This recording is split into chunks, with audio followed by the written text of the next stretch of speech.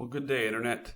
This is Brandon with Crypto Trades and Tech. Just going to give you a few updates as to what I see going on in the crypto markets and my thoughts as to where we're at.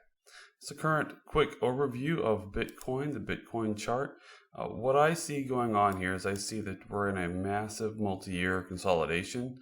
We've had several Wyckoff patterns clearly play out. And now it appears to me that we're back in an accumulation. We've had a couple of redistributions, and this appears to me maybe to have just been the trap point phase of an accumulation pattern. So when I look overall at this, I see a gentle uptrend and a larger consolidation range-bound market. Now we did take some scalp trades on a breakout of this very strong downtrend structure. As you can see here, if I were to draw a trend line on it, this very strong downtrend. We broke that downtrend. That was a good place to take some long positions, but we broke down on these geopolitical risks pretty strongly. So what we're waiting for now is a retest of the areas of support of the breakout. So you see here, right where the price action broke out, we've come wicked below it a little bit, but we have some support below us. So I'm currently waiting to see what happens as we come into this weekly support level, right around 36,244. And then the July monthly close and August monthly open. It's kind of the bottom, the lowest monthly price that we got in all of this sell-off activity over summer. It was around $35,000. Now, what I'm waiting to see is if we get a concurrence of maybe some price action with these support levels into this bottom trend line here. Maybe take a stab at some trades there. However, of course, we have some major geopolitical risks ahead of us, and we're going to talk about what that means for the market and some other things that we can look at to give us some clarity. But as usual, I'm not a licensed financial advisor, so anything in this video is not financial advice. If you were to take trades blindly based on anything we discuss here today, you're going to end up losing all of your money and living in a van by the river. Now, and we hear lots of bearish cases right now. What's the bottom price that if we did break down from these levels, if we did lose this bottom trend line and all this support and break down, where are we looking at?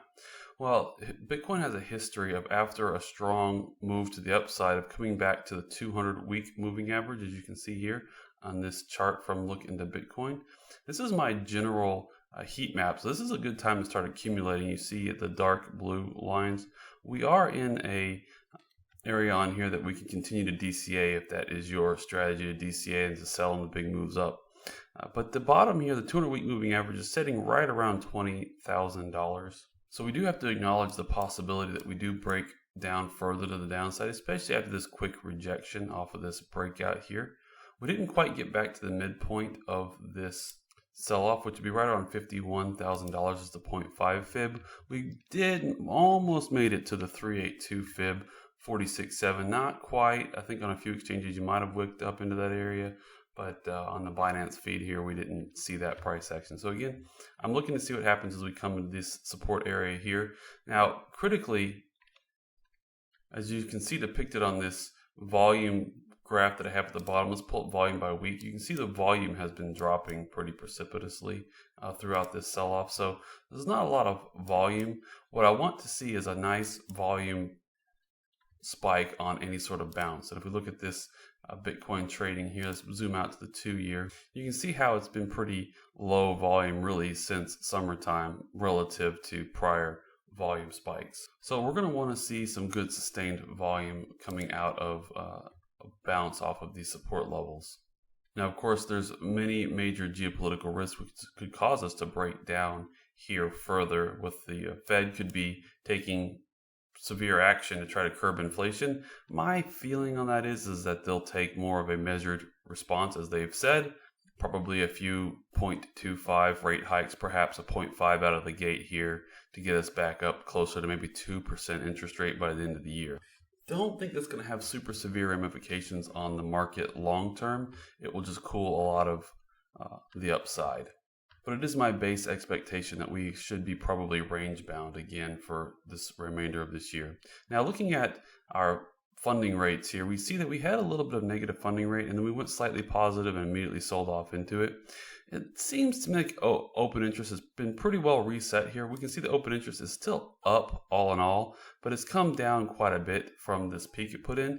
And as the asset class grows, especially as Bitcoin derivatives grow, this chart should be up and to the right with the derivatives total open interest here.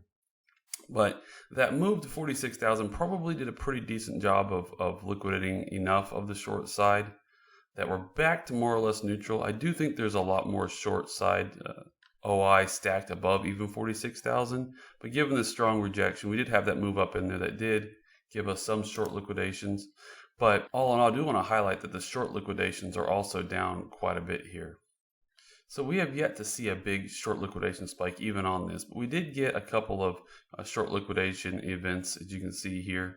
So there is still some more short side open interest left in the market should the market decide to turn around one more time. But currently, given that funding rates are fairly neutral, I would think that we'll probably see a few weeks of pretty negative funding rates before the next impulse to the upside, which means probably more boring price action toward the bottom of this range, if not possibly even losing the bottom of this range. My expectation would be, given the more fundamental metrics, that we actually hold support here, and this is why I say that. Looking at the balance on exchanges, of course, we've talked about this for a long time, but you can see that ever since the 2019 bear market, when that relief rally and then sell-off, and especially ever since the 2020 liquidation event, we've had a really consistent drawdown in coins off of exchange. The only significant increase was that summer sell-off. What's really interesting to look at here is when you consider the interaction, the summer sell-off. Let me zoom into a one-year chart here. You can see that we had a pretty pronounced increase. The orange line is coins coming onto exchange, balance of Bitcoin on exchanges. So you can see that we had a really pretty pronounced increase as the summer sell-off started, which was in line with the Chinese banning of Bitcoin. And then we've continued a very severe drawdown initially as a big buyer stepped in there. And then we've had been mostly sideways really since we bottomed out in September.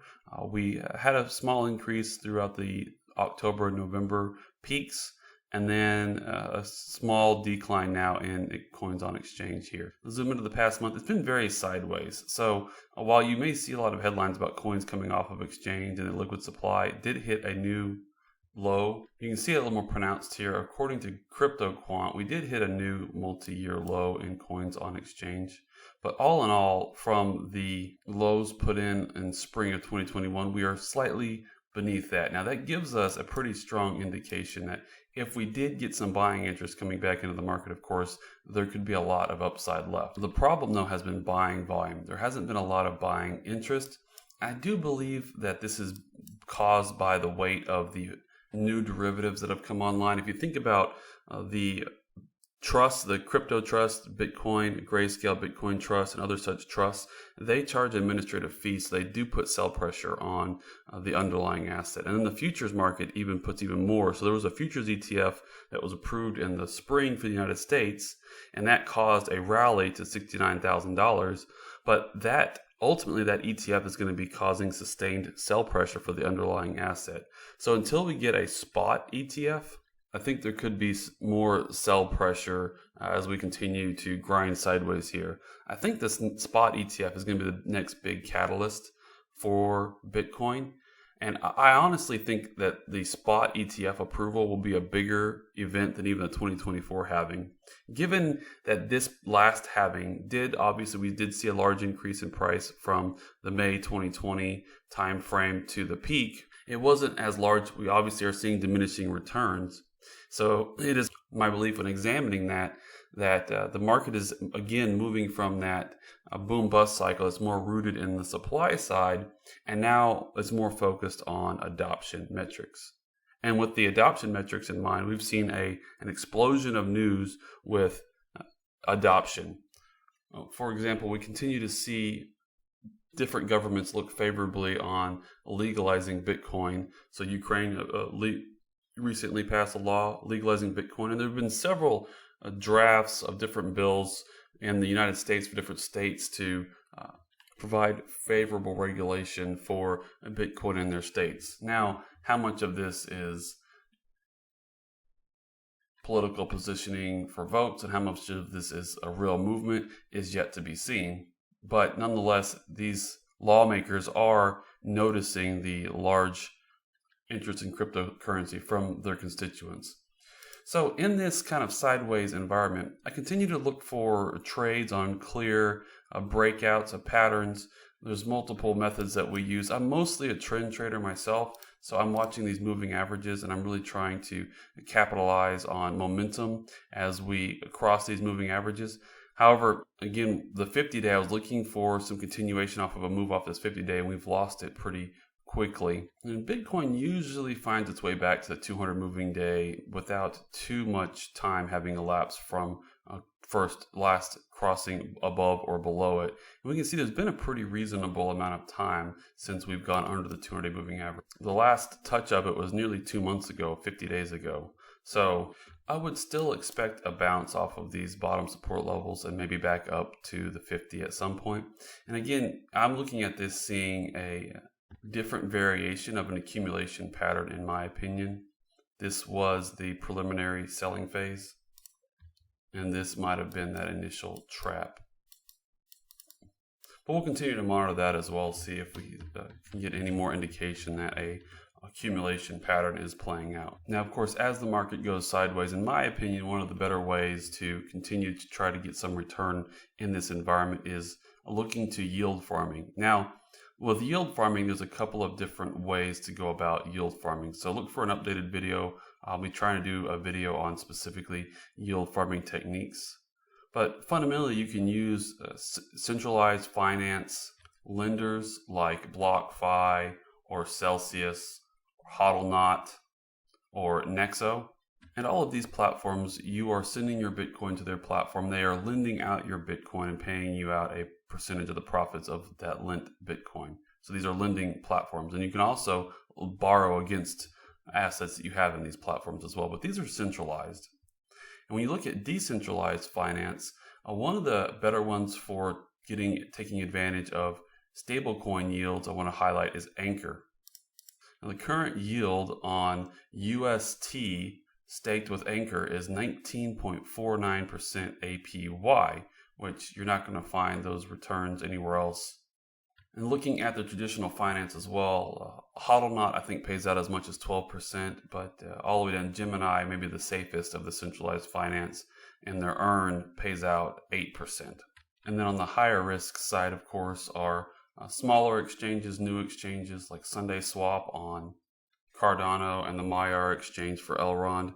But of course, Pancake Swap, Sushi, Uniswap, and these other traditional DEX platforms have different liquidity pairs that you can provide liquidity to those decentralized exchanges and earn a yield off of that. Now, those are normally paid out in the native token of the exchange, but they can be a good way to try to stack and to acquire some yield during these sideways markets, especially if you find an exchange that you think is up and coming on a chain that you feel has a lot of promise.